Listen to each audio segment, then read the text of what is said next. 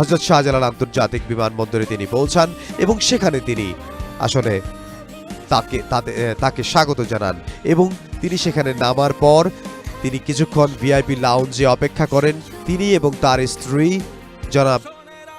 তারেক রহমানের স্ত্রী ডক্টর জুবাইদা রহমান, জনাব তারেক রহমানের কন্যা ব্যারিস্টার জায়মা রহমান, তারা সপরিবারে উপস্থিত হন বাংলাদেশে। এবং আমরা তখন দেখেছি বিএনপির মহাসচিব মির্জা ফখরুল ইসলাম আলমগীর বিএনপির ভারপ্রাপ্ত চেয়ারম্যান তারেক রহমানকে স্বাগত জানান, বিএনপির স্থায়ী কমিটির সদস্য মির্জা আব্বাস তাকে স্বাগত জানান, বিএনপির স্থায়ী কমিটির সদস্য সালাউদ্দিন আহমদ তাকে স্বাগত জানান, বিএনপির স্থায়ী কমিটির সদস্য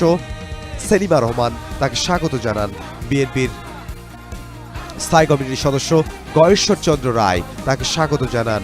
বিএনপির স্থায়ী কমিটির সদস্য ডক্টর মঈন খান তাকে স্বাগত জানান, বিএনপির স্থায়ী কমিটির সদস্য নজরুল ইসলাম খান তাকে স্বাগত জানান, বিএনপির স্থায়ী কমিটির সদস্য আমির খুসরো মাহমুদ চৌধুরী তাকে স্বাগত জানান এবং ইকবাল হাসান মাহমুদ টুকু তাকে স্বাগত জানান, দলটির স্থায়ী কমিটির সদস্য। এবং আমরা দেখেছি মেজর অবসরপ্রাপ্ত